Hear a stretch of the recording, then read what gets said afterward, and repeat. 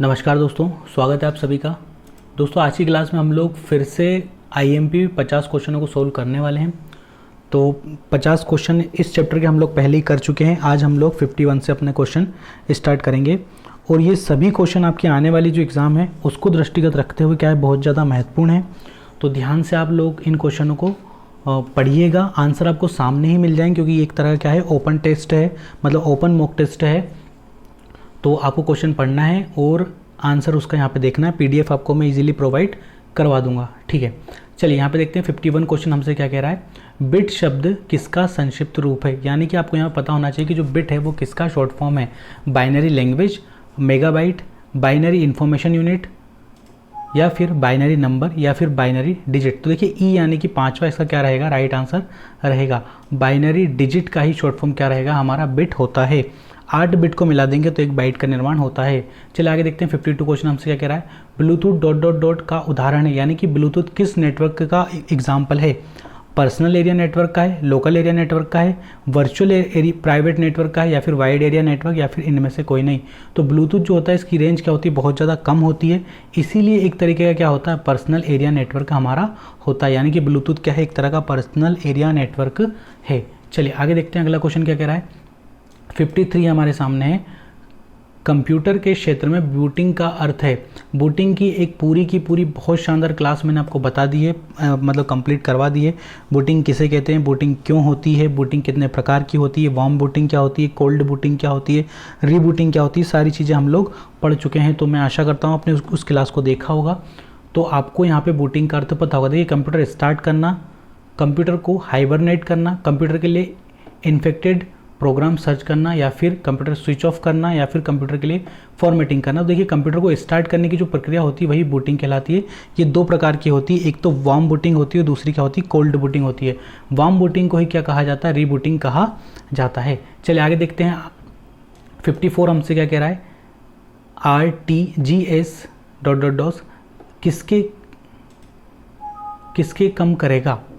तो क्रेडिट, देखिए यहाँ पे कुछ हिंदी की मिस्टेक से थोड़ा सा इसको इग्नोर करिएगा, है ना। अगर इसी हिंदी की मिस्टेक किसी क्वेश्चन में लगे तो उस क्वेश्चन को इग्नोर कर देना, ऐसी कोई टेंशन वाली बात नहीं है, नहीं तो पता चले उसी में उलझे पड़े हुए हैं। तो इसका राइट आंसर हमारा क्या है, सेटलमेंट रिस्क। देखिए RTGS रिस्क कम करेगा, तो ये क्या करता है, सेटलमेंट रिस्क हमारी कम करता है। अलग तरीके का क्वेश्चन है, आपने शायद ही इस तरीके का क्वेश्चन पहले यहाँ पे सुना होगा, तो आप चाहें तो इसको क्या कर सकते हैं, सर्च भी अपना कर सकते हैं। चलिए हैकिंग का तात्पर्य क्या है, अब यहाँ पे तात्पर्य होना था पर टा गया बीच में, टाइपिंग वाला हमारा मतलब। चलिए 55 को देख लेते हैं, हैकिंग का तात्पर्य क्या है। मैं आपको अच्छी जो है मतलब शुद्ध रूप है वो पढ़ के भी बता रहा हूँ। तो हैकिंग क्या होती है, मतलब कुल मिला के आपको ये बताना कि जो हैकिंग है वो होती क्या है। यह कंप्यूटर को दूसरे कंप्यूटर सिस्टम में ब्रेक करने की क्रिया है, ठीक है। यह सिस्टम को रीप्रोग्रामिंग या रीकन्फिगरिंग करने की क्रिया है। यह किसी व्यक्ति के पर्सनल इंफॉर्मेशन स्पेस में घुसपैठ करते हुए दुर्भावपूर्ण उद्देश्यों के लिए प्रयोग की जाने वाली प्रक्रिया है, या फिर केवल 2 और 3, या फिर उपरोक्त सभी। तो देखिए इन सभी तरह के का जो काम होता है वो किस में होता है, हमारी हैकिंग में होता है। लेकिन सबसे जो मोस्ट है वो कि आप किसी के कंप्यूटर में उसकी पर्सनल इन्फॉर्मेशन चुराने के लिए हैकिंग का यूज़ करते हैं। कई बार हैकिंग का यूज़ करके अकाउंट भी खाली कर दिए जाते हैं। तो ई क्या हो जाएगा, यानी कि उपरोक्त सभी इसका क्या हो जाएगा, राइट आंसर हमारा हो जाएगा। आगे देखते हैं 56 सॉफ्टवेयर का प्राथमिक उद्देश्य data co dot dot dot में परिवर्तित करना होता है। सभी को पता है डाटा को किस में बदलना होता है, इन्फॉर्मेशन यानी कि सूचना में बदलना ही सॉफ्टवेयर का प्राथमिक उद्देश्य होता है। सूचना क्या होती है, डाटा का एक बिल्कुल बाकायदा सूचीबद्ध यानी कि एकदम बंधा हुआ एक सुसज्जित रूप क्या होती है, इन्फॉर्मेशन कहलाती है डेटा का। चलिए आगे देखते हैं 57 निम्नलिखित में से कम्युनिकेशन डिवाइस का माध्यम है कौन है। बस है, पोर्ट है, मॉडेम है, हब है, या फिर इनमें से कोई नहीं। तो सी है, यानी कि मॉडेम क्या है, कम्युनिकेशन डिवाइस का एक माध्यम है। मॉडेम का फुल फॉर्म सभी को पता होना चाहिए, मॉड्यूलेटर, डी मॉड्यूलेटर। चलिए आगे देखते हैं, चलिए 58 को देखते हैं। डॉक्यूमेंट के अंतिम पेज पर मूव करने के लिए किस शॉर्टकट की का प्रयोग किया जाना चाहिए। हमें कहाँ जाना है, डॉक्यूमेंट के अंतिम पेज पर जाना है। तो डाउन एरो दबाएंगे, एंड दबाएंगे, control plus down plus arrow दबाएंगे, या फिर कंट्रोल प्लस एंड दबाएंगे। राइट आंसर इसका क्या हो जाएगा, कंट्रोल प्लस एंड आप दबा दीजिए, आप डॉक्यूमेंट के अंतिम पेज पे पहुंच जाएंगे। चलिए अगला क्वेश्चन देखते हैं। सीपीयू की क्षमता मापी जाती है, तो सीपीयू की जो क्षमता होती है वो किस में मापी जाती है, बीपीएस में, MIPS में, मेगाहर्ट्ज़ में, या फिर MPI में। तो इसका राइट आंसर क्या हो जाएगा, मेगाहर्ट्ज़ में मापी जाती है किसकी क्षमता, CPU की। 60 देखते हैं, स्टोरेज के लिए डाटा आइटम लोकेट करना कहलाता है, क्या कहलाता है ये, फील्ड कहलाता है, फीड कहलाता है, सर्च कहलाता है, फेज कहलाता है, या फिर फाइंड कहलाता है। इसका राइट आंसर क्या हो जाएगा हमारा, फेज कहलाता है, स्टोरेज के लिए डाटा आइटम लोकेट करना। आगे देखते हैं 61, बिना किसी फॉर्मेटिंग के एक ही फ़ॉन्ट में किसका प्रयोग नोट्स, ईमेल, मैसेज आदि लिखने में किया जाता है, किसका, पेंट का, नोटपैड का, वर्डपैड का, या फिर वर्ड का। तो देखिए नोटपैड का यूज़ किया जाता है, या तो आप नोट्स बना रहे हैं उसमें भी, या फिर किसी को ईमेल कर रहे हो उसमें भी नोटपैड का यूज़ किया जाता है। इतना ही नहीं, नोटपैड का यूज़ आप लोग अपना रिज्यूमे बनाने के लिए भी कर सकते हैं। आगे देखते हैं, .txt विस्तार किस प्रोग्राम की फाइल होती है, यानी कि एक तरह का क्या दिया हुआ है हमें, एक्सटेंशन, फाइल एक्सटेंशन हमें दिया हुआ है, हमें बताना है कि किस फाइल का एक्सटेंशन है। तो देखिए टेक्स्ट यानी कि ये किसका होगा, हमारा नोटपैड का होता है, वहीं अगर DOC होता तो ये वर्ड का होता है, MS वर्ड का। 63, किसी भी प्रोग्राम को बंद करने की शॉर्टकट की है। आप किसी भी प्रोग्राम को अगर बंद करना चाहें तो क्या दबाएंगे, Alt+F4 आपको दबाना पड़ेगा, Ctrl+F4 नहीं, Alt+F4। चलिए आगे देखते हैं, अगला क्वेश्चन हमसे क्या कह रहा है, कंप्यूटर के किसी भी प्रोग्राम विंडो के टाइटल बार में दाईं तरफ 3 बटन्स होते हैं, मिनिमाइज, मैक्सिमाइज, रिस्टोर व क्लोज। इन्हें संयुक्त रूप से क्या कहते हैं, टॉगल की कहते हैं, कैप्शन की कहते हैं, दोनों कहते हैं, या फिर इनमें से कोई नहीं। इसको क्या कहा जाता है, कैप्शन की कहा जाता है। बहुत ही अच्छा क्वेश्चन है, कुछ लोगों को ये क्वेश्चन नहीं पता होगा, कुछ को ये भी नहीं पता होता है कि जो मैक्सिमाइज़ की जो बटन होती है यदि आप उसका यूज़ कर लेते हो तो वो फिर किस में कन्वर्ट हो जाती है, तो वो रीस्टोर में हमारी कन्वर्ट हो जाती है। अच्छा क्वेश्चन था ये।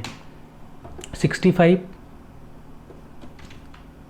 ठीक है 65, इसको देखते हैं, ... कमांड टेक्स्ट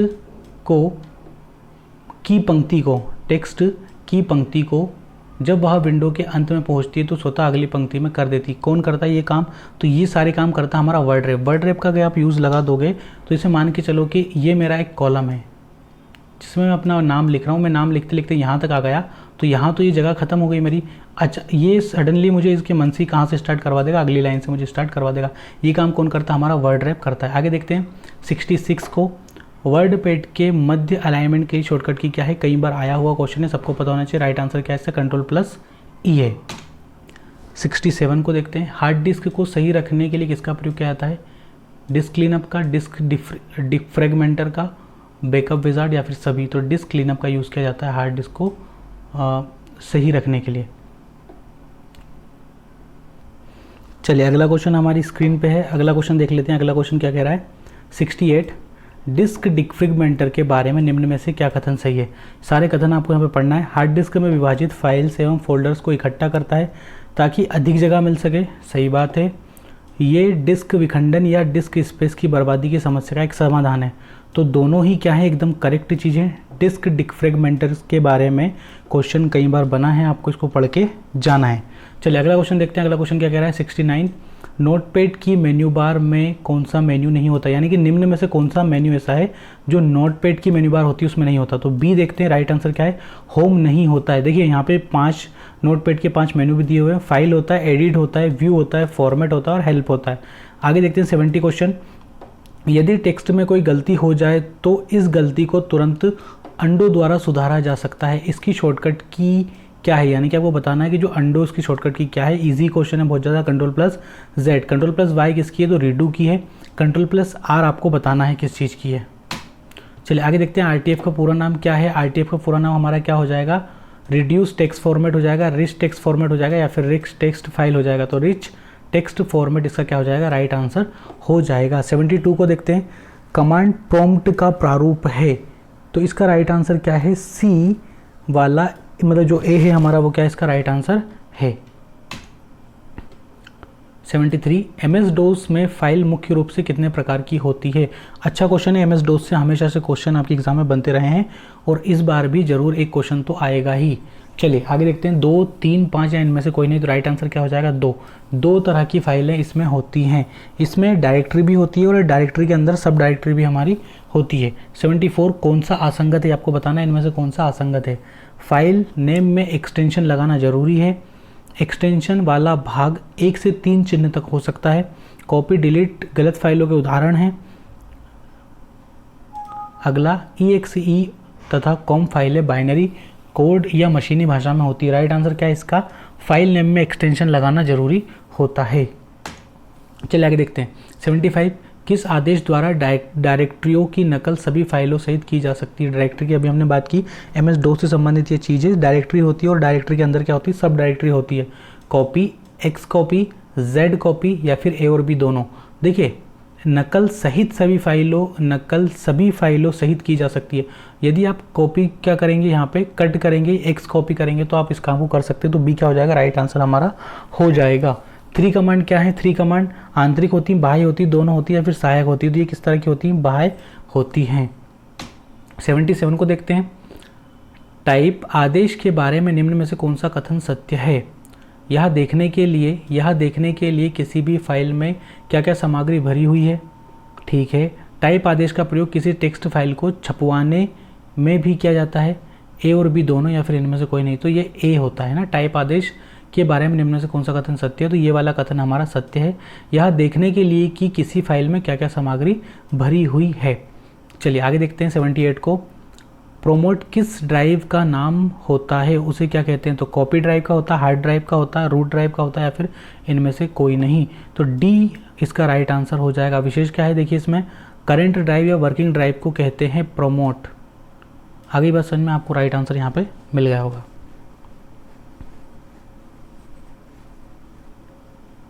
आगे देखते हैं 79 को। निम्न में से कौन सा आंतरिक आदेश नहीं है? ब्रेक, डिलीट, मूव, प्रोमोट, सी। तो क्या हो जाएगा? जो मूव होता है वो आंतरिक आदेश नहीं होता है। 80 को देखते हैं। MS DOS के लिए किस प्रकार से कमांड प्रॉम्प्ट ले सकता है?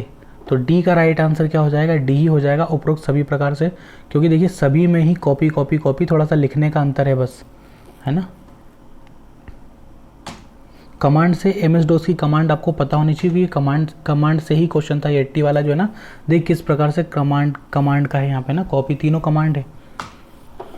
81 को देखते हैं। MS वर्ड में प्रिंट के लिए कौन सा मेन्यू सिलेक्ट किया जाता है? अच्छा क्वेश्चन है ये। इस तरह के क्वेश्चन हमेशा आपके एग्जाम में बनते रहे हैं और आशा है कि यहाँ से एक क्वेश्चन कम से कम आपका आएगा। एडिट, फाइल, टूल्स या इनमें से कोई नहीं। तो फाइल मेन्यू का आप लोग यूज़ करेंगे प्रिंट करने के लिए। 82 को देखते हैं। कट, कॉपी, पेस्ट के लिए कौन सा मेन्यू सिलेक्ट किया जाता है? फाइल्स, एडिट, स्पेशल या इनमें से कोई नहीं। तो एडिट मेन्यू को सिलेक्ट किया जाता है कट, कॉपी, पेस्ट के लिए। आगे देखते हैं। वर्ड में टेक्स्ट की फॉर्मेटिंग करते समय किस ग्रुप में काम किया जाता है? Tables, paragraph, indexes, character, section और पैराग्राफ, ए और बी दोनों या फिर इनमें से कोई नहीं। तो ए इसका राइट आंसर क्या है? टेबल, पैराग्राफ और इंडेक्सेस। 84 को देखते हैं। समग्र दस्तावेज सिलेक्ट करने की शॉर्टकट क्या? बिल्कुल इजी सा क्वेश्चन है। Ctrl+A से आप क्या कर सकते हो? सभी को सिलेक्ट कर सकते हो। की का मतलब क्या होता है? हाइपरलिंक। पता नहीं। 85 हमारे सामने। सारे वर्ड डॉक्यूमेंट का डिफ़ॉल्ट एक्सटेंशन क्या होता है? तो क्या होता है? .doc होता है। 86 को देखते हैं। कौन सी फाइल MS वर्ड को स्टार्ट करती है? कौन सी फाइल MS वर्ड को स्टार्ट करती है? window.exe, msword.exe, word.exe। तो क्या होता है? window.exe MS वर्ड को स्टार्ट करती है। 87 सामने है आपके। क्लिपबोर्ड वर्ड की किस टैब में होता है? तो क्लिपबोर्ड पहले ही मिल जाता है आपको, होम में ही होता है, जहाँ पे आपके कट, कॉपी, पेस्ट होते हैं वहीं पे आपका क्लिपबोर्ड भी होता है। क्लिपबोर्ड असल में होता है क्या? तो देखिए क्लिपबोर्ड में आपके द्वारा कॉपी किया गया कॉपी किया हुआ है डाटा जब तक संग्रहित रहता है, जब तक कि आप उसको क्या ना कर दो, पेस्ट ना कर दो। 88 को देख लेते हैं। वर्ड प्रोसेसर की विशेषताएं हैं। वर्ड प्रोसेसर की विशेषताएं क्या हैं? वर्ड रैप भी है, टेक्स्ट फॉर्मेट भी है, मेल मर्ज भी है। ये सभी क्या है? वर्ड प्रोसेसर की विशेषताएं होती हैं। अगला क्वेश्चन देखते हैं 89। ग्रामर और स्पेलिंग की गलतियों चेक किस टैब में कर सकते हैं? तो ग्रामर और स्पेलिंग की जो गलतियां होती है वो आप रिव्यू में जाके चेक कर सकते हैं। शॉर्टकट की भी है इसकी स्पेलिंग चेक के लिए। F7 जो हमारी की होती है उसमें आप एक F7 को अगर आप दबाओगे, फंक्शन की F7 को, तो स्पेलिंग चेक वहाँ भी हो सकती है। चलिए आगे देखते हैं 90 को। यदि फाइल का नाम बदलना हो तो किस टैब में आदेश देंगे? तो सेव में जाएंगे, सेवस में जाएंगे। सीधी सी बात है, अगर आपको नाम बदलना है या फिर उसकी लोकेशन भी बदलना है तो आप सेवस का यूज़ करेंगे। 91। MS वर्ड में ब्लॉक किसे कहते हैं? तो MS वर्ड में ब्लॉक किसे कहते हैं? सिलेक्टेड क्षेत्र को, स्थायी आदेश को, बाधक सूचना को रोकने वाला प्रोग्राम या इनमें से कोई नहीं। तो जो सिलेक्टेड क्षेत्र होता है वो हमारा क्या कहलाता है? ब्लॉक कहलाता है। 92 को देखते हैं। 92 हमसे क्या कह रहा है, पैराग्राफ के पहले अक्षर को बड़े फ़ॉन्ट में दर्शाता है, पहले अक्षर को बड़े फ़ॉन्ट में दर्शाता है। Drop cash, clip art, clipboard या फिर हाइपरलिंक, तो ये दोनों तो नहीं है, क्लिपबोर्ड और हाइपरलिंक तो ए और बी में है, तो ड्रॉप कैश इसका क्या हो जाएगा, राइट आंसर हमारा हो जाएगा। चलिए अगला देखते हैं 93। अच्छा क्वेश्चन है, सुमेलित करना है यानी कि आपको जोड़ी बनाना है। इस तरीके के क्वेश्चन आए नहीं है सीपीसीटी में, पर 4 क्वेश्चन आपकी एक क्वेश्चन से कंप्लीट हो जाएंगे। फोर्ट्रॉन का आविष्कार किसने, सुमेलित है, Fortran, John Backus, Pascal, Niklaus Wirth, C भाषा डेनिस रिची या फिर ये सभी, तो राइट आंसर क्या हो जाएगा, ये सभी, इन सभी ने इन सभी को विकसित किया है। भाषाएं हैं ये सब हाई लेवल लैंग्वेज की। कॉबल यानी कि कॉमन बिजनेस ओरिएंटेड लैंग्वेज का विकास 1960 के आसपास एक समूह कोडासिल द्वारा किया गया, जिसकी अध्यक्षता डॉक्टर ग्रेस हॉपर ने की थी। इस भाषा का सर्वाधिक उपयोग किस क्षेत्र में होता है, तो देखिए यहाँ पे बिजनेस लिखा है, बिजनेस का मतलब ही क्या होता है, हमारा वाणिज्य होता है। वाणिज्य क्या हो जाएगा, इसका राइट आंसर हो जाएगा, भाषा के अंदर ही उसका जवाब छुपा हुआ था। चलिए आगे देखते हैं। अगला क्वेश्चन क्या कह रहा है 95। फोर्ट्रॉन, एल्गोल, पास्कल आदि भाषाओं को सीखने के लिए नींव का पत्थर कौन सी भाषा को कहा जाता है। बहुत ज़्यादा आईएमपी क्वेश्चन है सीपीसीटी का, हमेशा की तरह इसको कहा जाएगा बेसिक। किसी भी चीज़ को सीखने के लिए पहले बेसिक होना अति आवश्यक है। 96। बार कोडिंग निम्न में से किसका एक उदाहरण है, तो बार कोडिंग किसका उदाहरण है, इनपुट डिवाइस का एक अच्छा जीता जागता उदाहरण है। चलिए आगे देखते हैं 97 को। 97 हमसे क्या कह रहा है, कीबोर्ड का प्रयोग हुआ प्रथम पीढ़ी कंप्यूटर में, द्वितीय पीढ़ी में, तृतीय में, चतुर्थ में। राइट आंसर क्या है, थर्ड जनरेशन के जो कंप्यूटर थे उनमें कीबोर्ड का उपयोग हुआ था। 98 को देख लेते हैं। भाभा परमाणु अनुसंधान केंद्र द्वारा विकसित सुपर कंप्यूटर परियोजनाएं कौन सी है, तो अनुपम के जो कंप्यूटर हैं वो सारे, अनुपम सीरीज़ के जो कंप्यूटर हैं वो भाभा, यानी कि इसका शॉर्ट फॉर्म क्या बनता है, हमारा बार्क बनता है, भाभा एटॉमिक रिसर्च सेंटर है ना, बार्क इसको बोलते हैं। आगे देखते हैं 99 को। 99 हमसे क्या कह रहा है, इलेक्ट्रॉनिक्स की सहायता से एक स्थान से दूसरे स्थान पर सूचना प्रेषित करने की प्रक्रिया क्या कहलाती है, तो इसको क्या कहा जाता है, दूरसंचार, डाटा संचार, सुगम संचार या फिर उपरोक्त में से कोई नहीं। राइट आंसर इसका क्या हो जाएगा, दूरसंचार, भारत दूरसंचार लिमिटेड है ना, ठीक है। इस तरह से हमारे भारत में कुछ एक बनता है जिसको हम किस नाम से जानते हैं, BSNL है ना, भारत, फुल फॉर्म इसका बताइए आप मुझे, भारत संचार नेशनल लिमिटेड है ना, भारत संचार नेशनल लिमिटेड, ठीक है। आगे देखते हैं, निर्वात ट्यूब किस पीढ़ी के कंप्यूटर से संबंधित है, तो निर्वात ट्यूब का जो यूज़ है फर्स्ट जनरेशन के कंप्यूटर में ही किया गया था। इसी को इंग्लिश में कहा जाता है वैक्यूम ट्यूब। तो ये थे बहुत ज़्यादा आईएमपी आपके 50 क्वेश्चन। इसी तरीके से क्वेश्चन आपको मिलते रहेंगे जब तक कि आपकी एग्ज़ाम ना हो जाए और आप लोग बहुत अच्छे नंबरों से अपनी एग्ज़ाम को पास ना कर लें। आखिर तक आप सभी ने इस वीडियो को देखा, उसके लिए तहे दिल से आप सभी का शुक्रिया। चैनल को सब्सक्राइब कीजिए, आपको इसी तरीके से अच्छे अच्छे क्वेश्चन यहाँ पे मिलते रहेंगे। अपना ध्यान रखिए, सुरक्षित रहिए। जय हिंद, वंदे मातरम।